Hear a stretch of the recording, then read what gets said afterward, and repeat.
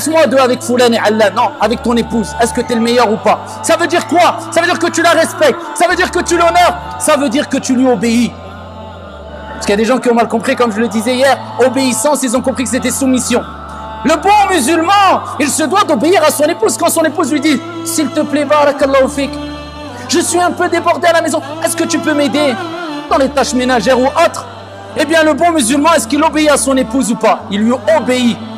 Alors, on ne va pas dire « Ah, le musulman, il est soumis à la femme. » Là, ça ne nous arrange pas.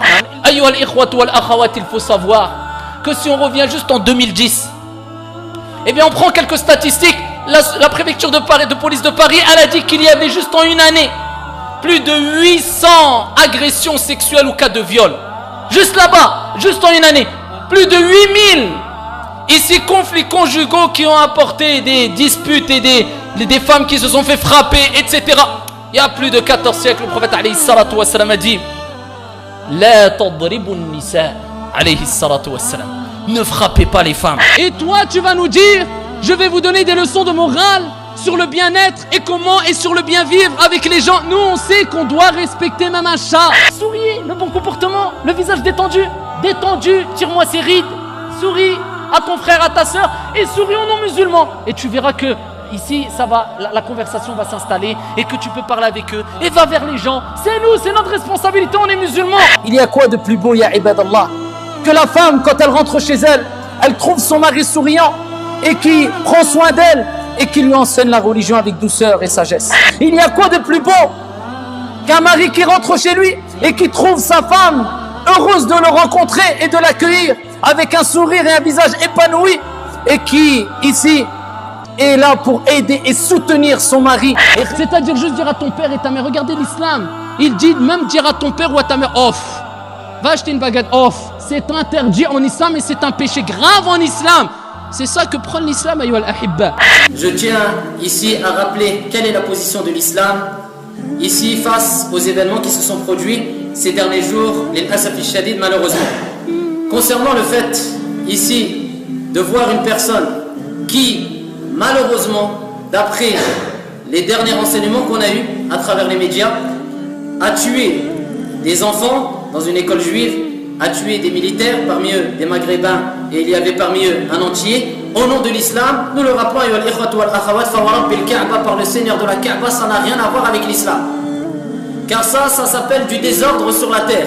Allah il dit dans le Coran, et que la haine que vous avez envers un peuple, même si tu as de la haine envers une personne, même si c'est justifiable envers une personne, un groupe de personnes, un peuple, ne vous pousse pas à être injuste. Soyez juste, soyez équitable. Ceci est plus proche de quoi? De la piété. Ça, c'est les versets coraniques. Et c'est le même tarif pour tout le monde.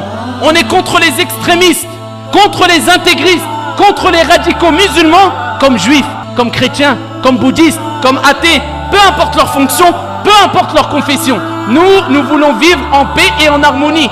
Le fait de tuer des innocents, des femmes, des enfants, au nom de l'islam, pour soi-disant, entre guillemets, ici, venger des enfants en Palestine ou je ne sais où, c'est un pur égarement, et c'est une preuve d'un manque clair de compréhension ici de l'islam.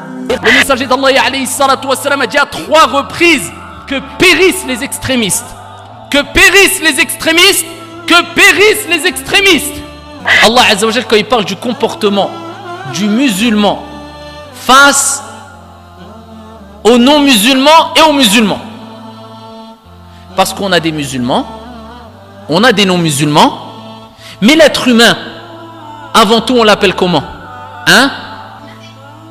L'être humain. Un homme, un humain. D'accord? Insan, c'est un être humain. Avant de regarder la religion de la personne, la couleur de la personne, qu'est-ce que pense la personne? On doit le respecter parce que c'est un être humain. Allah il dit dans le Coran, وَلَقَدْ كَرَّمْنَا بَنِي آدَمَ. On a honoré qui? Les enfants d'Adam. C'est qui les enfants d'Adam? C'est les juifs et les chrétiens, c'est des enfants d'Adam aussi ou pas? Bien sûr, on est tous des enfants d'Adam. Maintenant, de remettre chaque chose dans son contexte. Est-ce qu'on a dit que celui qui n'écoutait pas, qui écoutait de la musique était un pervers, était un porc, était un singe? Est-ce qu'on a dit que tout type de musique est interdit en islam? Est-ce qu'on a dit que si une personne écoutait de la musique, on ne devait pas le respecter? Vous avez compris qu'on doit être respectueux et on doit être tolérant, peu importe la religion qu'a la personne en face de toi, tu le respectes comme il te respecte et tu dois être tolérant comme lui doit être tolérant vis-à-vis de toi. Quand on parle de pudeur en islam, est-ce que c'est la même définition que la pudeur dans le christianisme? Est-ce que c'est la même définition que la pudeur dans le judaïsme?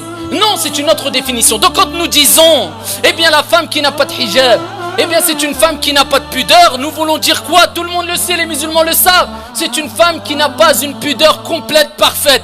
Ça ne veut pas dire qu'elle n'a pas de pudeur. Et c'est ce qu'on dit dans plusieurs prêches depuis des années, que la femme qui n'a pas de voile peut être meilleure et plus aimée auprès d'Allah que la femme qui a un hijab. C'est la meilleure manière envers la femme. Parce que la femme, c'est ta fille, mais c'est ton épouse, c'est ta mère, c'est ta grand-mère, c'est... L'islam appelle au bon comportement. Ceux qui ont la foi la plus complète, regardez la foi la plus complète, c'est le prophète Mohammed qui dit, ceux qui ont la foi la plus complète, ce sont ceux qui ont les meilleures moralités, les meilleurs comportements. Et les meilleurs d'entre vous sont les meilleurs avec leur épouse.